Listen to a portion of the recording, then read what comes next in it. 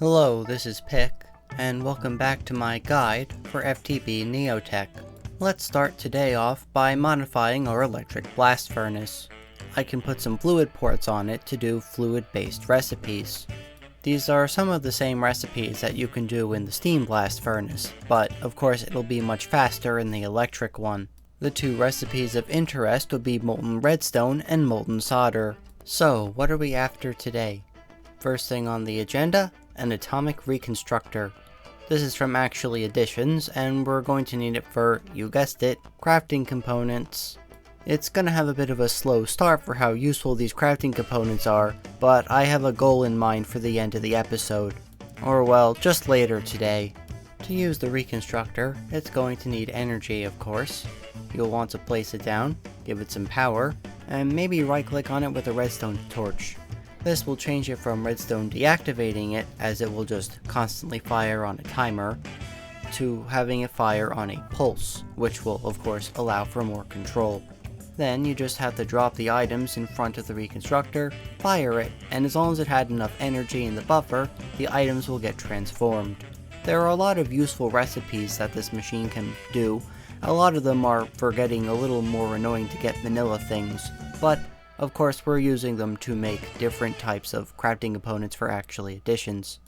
Now I'm on a quest to get some ghast tears. Of course I want to make it a little safer for me to traverse the nether, so I've gone ahead and made a bunch of potions. In this mod pack, potions stack, meaning it's much more enticing to take them along with you. Ghasts are probably easy to find in quartz flats biomes, particularly over the lava sea covered in quartz blocks. If you're hunting, I definitely recommend doing it there.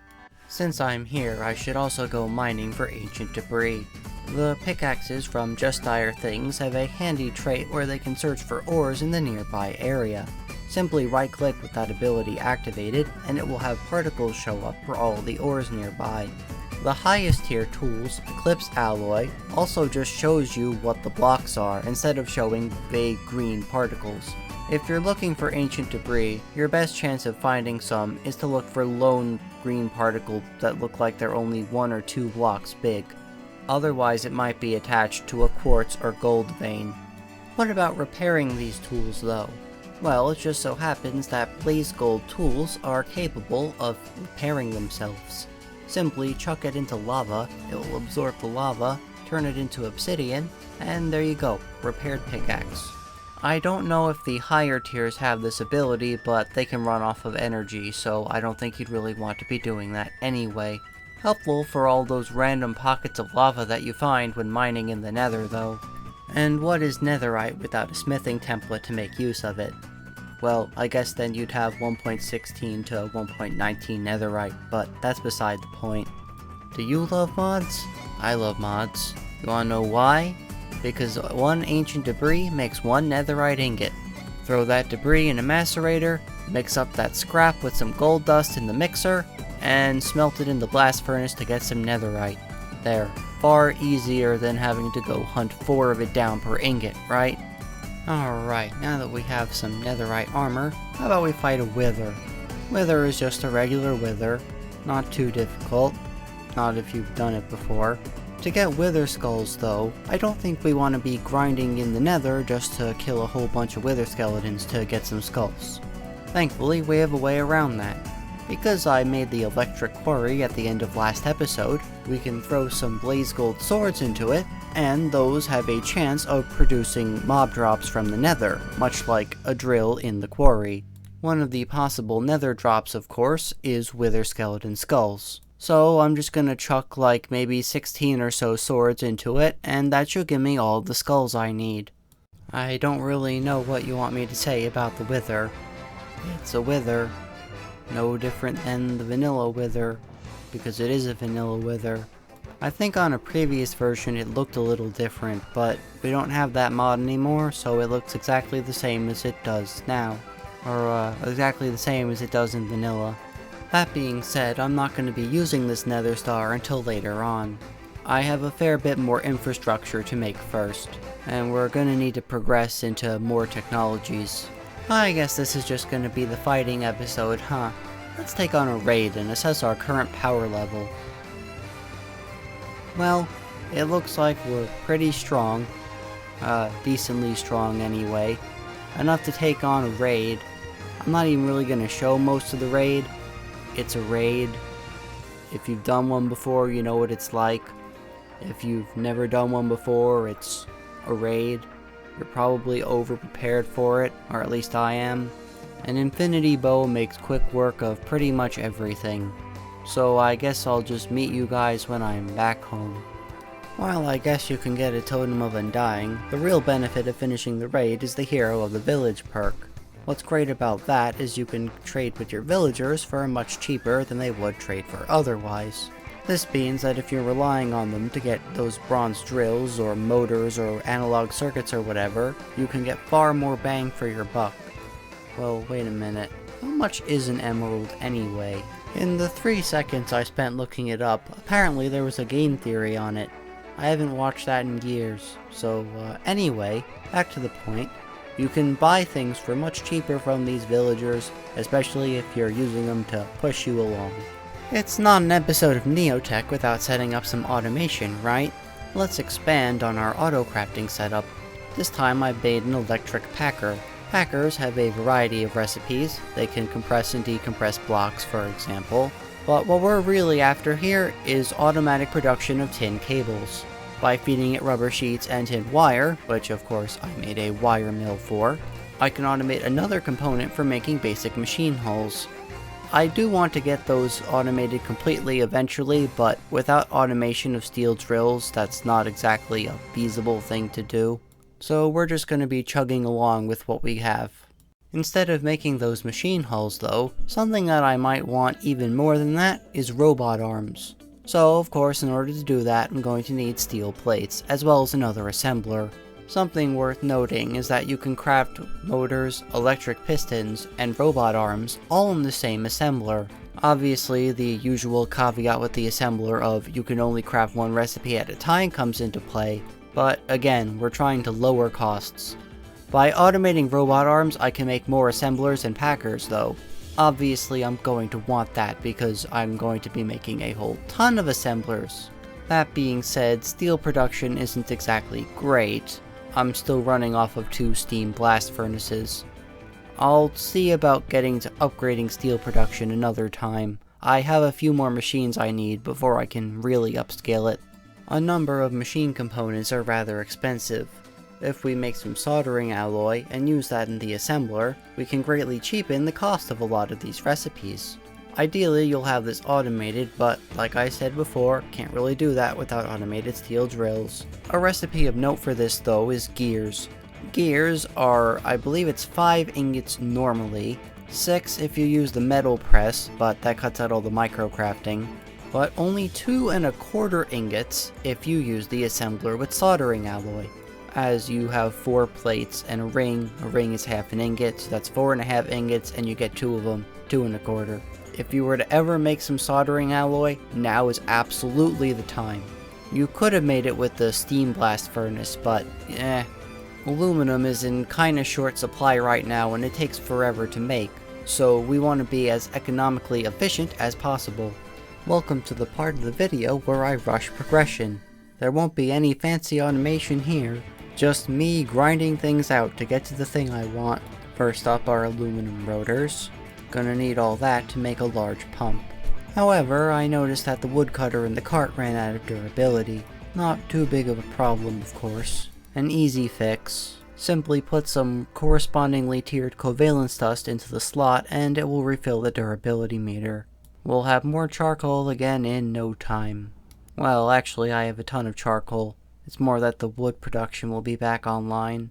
Next I'll need some tin rotors. Those go into the regular pumps, and of course those regular pumps go into the large pump. Not to be confused with the water pumps that we use to pump water. Who likes being lazy? Well I guess I don't really qualify into this camp. But for right now I will be lazy. Quest rewards are going to get us through the next set of machines and such. We're rushing to stainless steel. So quest rewards that give us more of what we've already crafted will greatly cut down on the early material costs. The first machine of interest in this tier is the Electrolyzer. I'd like to do this one first because it's going to allow for more efficient processing of bauxite ore. I guess technically I'm not on much of a bauxite shortage at the moment, but I'd rather be more efficient with it than be wasteful. Speaking of being wasteful, I am being a little wasteful crafting all of these diodes and transistors with the normal methods. Unfortunately, I don't have access to the chemical reactor just yet, so I won't be able to make N-doped and P-doped silicon. Given the surplus of Certus quartz I have now though, I don't really mind it. We just care about cutting aluminum costs for right now, and anything that reduces that is going to be extremely helpful. Do note that you'll be producing a lot of excess titanium and oxygen with this process. The oxygen can just be voided, but we should hold on to the titanium. I'd like to take a detour for one moment. Because of how long it takes for the electrolyzer to process bauxite, I might want a way to make that faster.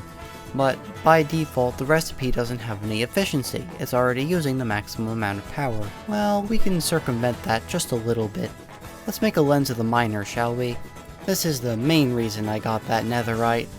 By using this lens of the miner, you can right-click and put it on the atomic reconstructor, and unlike without a lens, where you just have to drop items on the ground, with the lens of the miner you have to physically place the blocks. In this case, I'll be placing emerald ore, and that will get turned into force ore, which drops force shards.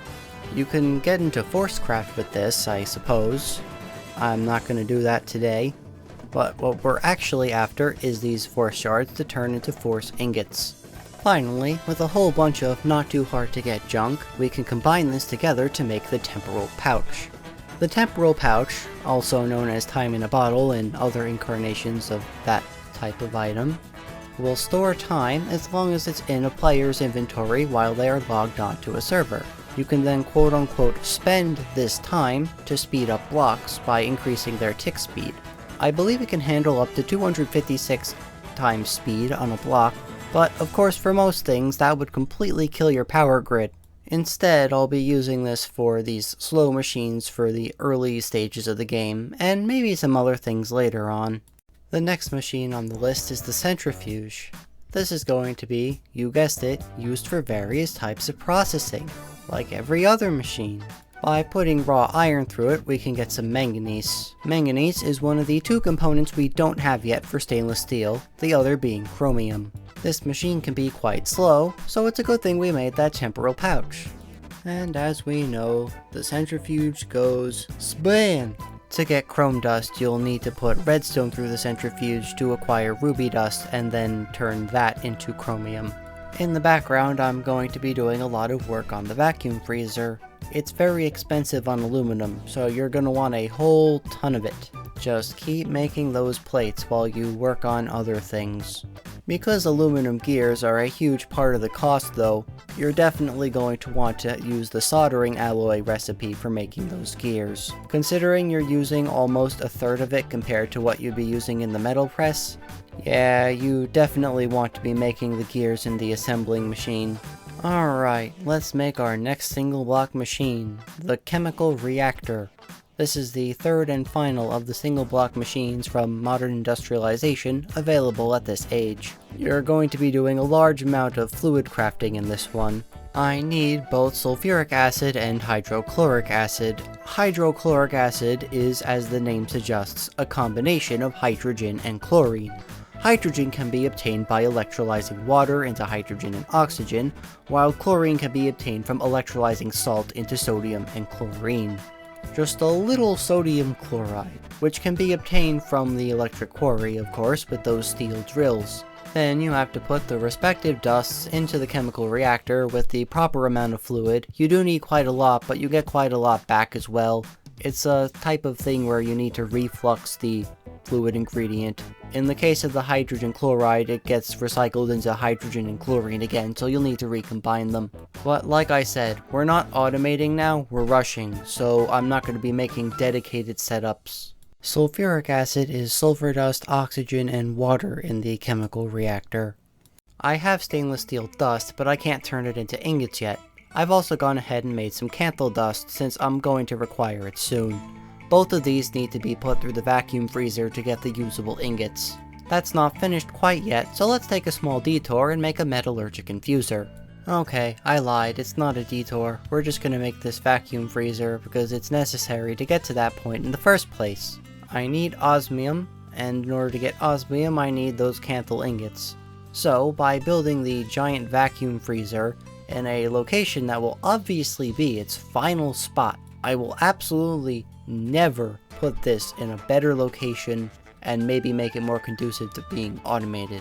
Well, at least I can make use of all of the freebies the quest book gives you. Lots of ports to save on the otherwise astronomical amount of aluminum you need. I think this is like 4 stacks of aluminum. Yeah, it's a pretty steep price. And that's with the extra rebate from the quest book. Anyway, you can put your hot ingots in, and they come out at room temperature. Isn't that lovely? I should also mention transformers real quick. In order to use medium voltage power, I need a transformer to step up my low voltage power. Machines only connect to the power tier of their voltage. However, there are no consequences for using the wrong voltage other than it flat out not working. You have nothing to worry about when it comes to explosions or anything. The higher voltage is always the side with the square on it, so make sure that the higher voltage, regardless if it is the input or the output, is where the square is. Everything else is the lower voltage. There, now we can finally properly upgrade our electric blast furnace into Kanthal. The only difference is that it has more recipes available to it, much like the steel upgrade from bronze machinery. It's a simple matter of replacing all the cables, and you might want to put a medium voltage input on it instead of a low voltage input. I'm just gonna mooch off of the medium voltage input given from the vacuum freezer quest, as the vacuum freezer has the low voltage input for the time being. You also need to go into the GUI of the blast furnace itself and click the button on the left and switch to the Kanthal structure. That way it will actually recognize that it was formed correctly. Okay, now we finally have a Metallurgic Infuser. Using this, I can make some mechanism components, and I'll be skipping right to an Osmium compressor. These are the only mechanism machines I need right now. I just want some refined obsidian ingots. We're getting very close to what I wanted, only a few more steps to go. If you're not rushing like I am, you could probably make the enrichment chamber. It'll let you be a little more efficient with your diamonds if you don't have a lot. I'm not too worried about it though. Let's just get these other micro components crafted, make our osmium compressor, and then finally our refined obsidian ingots. Last on our list for it right now is the Empowerer. This requires an extra 4 display stands than the one you used to craft it, but you get those as a quest reward, so really you only need the first one. Of course you'll need some actually additions components to create it, but there's nothing too fancy in it that we haven't made already, other than I guess some coils and a battery. But once we put everything together and have our stuff set up, we can place it down. To place this structure down, the Empowerer is going to go in the center. Then have a 2-block gap, and then a display stand on each of the cardinal directions. You're going to want a fair sum of power to run this thing. I actually happened to run out. It seems that the water pump just couldn't keep up. I'll get to that in a minute though. To craft with the Empowerer, you have to place an item on each of the display stands, as well as the central ingredient, which will go on the Empowerer itself. It'll use energy and overcharge the item or whatever, and then finally you end up with your product. If you want to save on the ingredients on the outside, craft blocks at a time. That's usually the better way of doing things. And so, with all of the stuff we rushed here in place, we can finally make the Transmutation Table.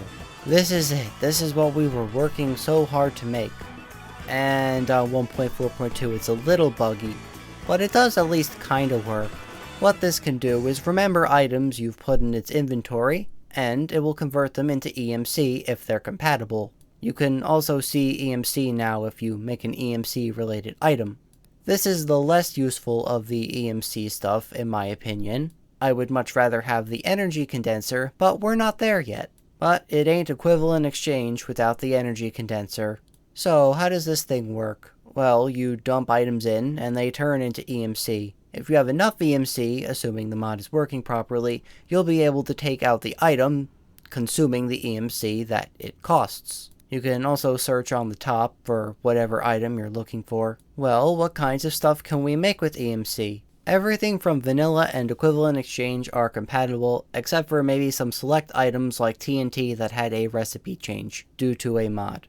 Most importantly of all though, we have EMC-able drills. This is why I haven't really bothered with automating drills regularly. It's just not worth the effort when the condenser is just around the corner and I can just take out stacks of drills at a time from the Transmutation Table.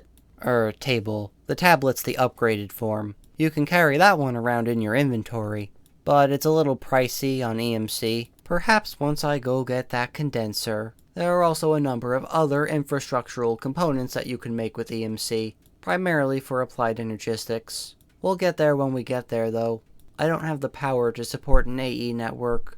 Now let's address the water situation, huh? Let's upgrade that crappy steel pump into a nice water tank. This is like the steel pump, except it doesn't have to do any pumping. It's restricted to a flow rate of 1000 millibuckets per tick per tank. For right now, one of them is more than plenty, and it's really cheap to upgrade them because it's only 2 lapis plates in the electric packer along with that steel pump. More power demand is obviously gonna need more water, so you better do this now. Also, it goes under the same rules where it needs 2 adjacent water sources in order to function. A trick if you're trying to put it in the middle of your factory instead of underground, you might want to put some leaf blocks and waterlog them. Those waterlogged leaf blocks work as water sources as well. More importantly, it stops the water from spilling out and going everywhere, and requiring way too much space to be used. Okay, the next EMC related item I want is a Philosopher's Stone. By empowering a diamantine crystal, that's just diamond, and then combining it with some blaze ember, which is just coal coke transformed by blaze bloom goo, and using some blaze gold as well, I can make this Philosopher's Stone. It's not entirely useful on its own, but I guess it does have some nice crafting recipes it can perform. It can take some items and decompose them into different EMC values. So, for example, if I were to combine 4 coal with the Philosopher's Stone, I'll make alchemical coal. 4 of those make a Mobius fuel, and 4 of those make an Aeternalus fuel. 1 stack of coal makes 1 Aeternalus fuel. Then 8 Aeternalus fuel and a block of diamond, which is effectively 17 Aeternalus fuel worth of EMC, makes 1 dark matter. Typically, you'd use the energy condenser to make this dark matter for you passively. I wasn't sure if that fixed the bug, but I don't think it actually does, so maybe I shouldn't go for it. At least unless it gets fixed in an update. Obviously I will let you know, and obviously if you are watching this post-fix, you're not going to have to worry about the problem in the first place. Dark matter can then be turned into red matter, and that's the highest tier of EMC sink in this pack. But that makes it a nice way to store all of your EMC if you're just farming it from a single condenser. And as a reminder, if you want to manually farm some EMC for things like drills and other small cost components, you can always go to a quartz flats and start mining out the quartz. Each block provides over 1000 EMC. Who wants to go to the end? Well, I guess I'll head off. Surely nothing bad can happen as the result of this decision. Well, I've actually already been there on a copy of this world just to see what it was like. Here's a warning. You might want to bail as soon as you get some dragon's breath. It's okay. I didn't want to press the baby button, and I regretted it. You might want to fight the dragon later. However, I talked to Sayrith and he said that we're going to change the requirements for Void Shimmer Goo, so you might not have to go to the end to get it in the first place. And you also just might have a normal dragon. We'll see if that gets removed. What could be so bad about the end? Well, we're about to find out. The hard way. Remember how I said I came here on a copy of my world? Well, first you might see some waypoints that shouldn't be there. But more importantly, when I fought the dragon on a dry run, it bugged out.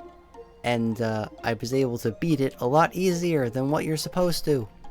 That's not the case for this world. Oh look, it's just a normal end, right? A normal end with a normal ender dragon. By the way, if you want to see my gear, go back and pause the video. I made a second backpack. This one just has the feeding upgrade and some food in it, so I don't have to lose all of my main stuff in the regular netherite backpack. Now for the thing I actually came here for. The dragon's breath. Again, if you want to slash home, and just baby button out of here, go ahead, do it right now. Because if you defeat that Ender Dragon, you're gonna be in for a world of pain. It's also gonna be much harder to get back home with the home command if everything is trying to kill you. Alright, once you get the dragon down to half health, we enter the second phase. Say hello to Jean. You're not going to like Jean very much. I'd assume it's Jean and not Jean, given that the Ender Dragon is female or whatever. The towers have all respawned, and now they have this more ornate design to them. It's a little tougher to hit them, I guess. The crystals, I mean. So once again, go around and destroy all the crystals, but watch out for the new attacks. You're going to want to keep running. Like, keep running a lot. To be honest, I didn't bring enough potions for this. And so, did you think you were done after round 2? Of course not. Now, at the halfway point, Jean turns into Hyper Jean. Also, I just meant halfway down Jean's health bar, not halfway through this fight. No, no, no. So, I have a strategy here. I have a teleport staff from Actually Additions. Now that all of the crystals are in cages, we're going to need to get in there somehow. I found that this teleport staff helps me get in, put down a TNT, light it, teleport out, and then hang glide to the next one. The hang glider is essential for this fight. It's the main way you have of stopping fall damage, and it also makes getting around a little easier. If I didn't say keep moving before, I mean I did, but you're absolutely going to want to keep moving now. Stop for one moment and you're going to have big problems. There's an attack where a purple cloud chases you. If it catches you and explodes, you're dead. Did I mention the part where if the end unloads, the fight will reset? Isn't that a lovely mechanic? I don't know what sadist designed this. I'm not exactly sure what the criteria is though completely, because I've had times where I died and I came back and it was okay. Now for the phase where mobs spawn. Yup, you gotta deal with waves of mobs. 5 of them to be exact. The first couple aren't that bad, but then we reach the third wave where Ravagers spawn. You're gonna want to get up high and shoot them with your bow to stay away. And the fourth wave spawns 2 Wardens. Isn't that fun? And the 5th wave spawns a Wither. Isn't this such a lovely fight? What do I even say? It's just a whole lot of mobs, and you gotta dodge them, and you gotta do everything else, I guess. And of course, most importantly, you gotta survive, because if you don't, it's all over. Now you see why I said hit the baby button. I don't even know what's properly after the Withers, because it just restarted the stupid fight. Maybe, if this were from a mod and not a data pack, it would have better control over this whole respawning nonsense. I'm not saying mods like Draconic Evolution do it fantastically, but I'd rather fight the Chaos Guardian than this, because at least for that I can be prepared. This expects you to do it in vanilla. Would you believe me if I said it bugged even more after that? It still was doing the Hyper Gene attacks with the regular Ender Dragon. So I still had to dodge the lightning, I still had to dodge the explosion clouds, I still had to dodge all the regular attacks. It was very annoying. So yeah, I ended up caving, hit the baby button, and went home. So after that endeavor, well, you saw it. At least we got our dragon's breath. We'll be doing more next episode. So thanks for watching. This has been Pick. I am glad to have seen you, and I hope to see you again.